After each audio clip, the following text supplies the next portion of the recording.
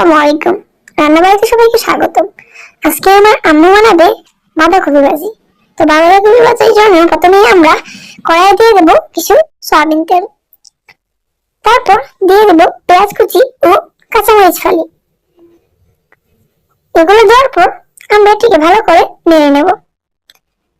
এটিকে অনবরত নাড়তেই থাকতে হবে যতক্ষণ এটি কালার হালকা চেঞ্জ হয়ে আসে। দিয়ে ভালো করে নাড়তেই থাকতে হবে। অনেকক্ষণ নেওয়ার পর এটি তলায় লাগেনি, তো এটির কালার আস্তে আস্তে চেঞ্জ হওয়া শুরু হয়েছে। এরপর যে দিয়ে দিতে হবে আমাদের সিদ্ধ করা বাঁধাকপি। এই বাঁধাকপিগুলোকে আমরা হলুদ ও লবণ দিয়ে সিদ্ধ করেছিলাম। এখন বাঁধাকপিটাকে ভালো করে এটির সাথে মিশিয়ে নেব এবং বাঁধাকপিটাকে রান্না করতে হবে। তো অনেকক্ষণ রান্না করার পর এরপর যে আমরা এটির উপরে দিয়ে দিতে হবে ধনিয়া পাতা। ধনিয়া পাতা দিয়ে তৈরি হয়ে গেল আমাদের সবচেয়ে ফেভারিট বাঁধাকপি ভাজি। এটি স্বাদ তুলনীয়।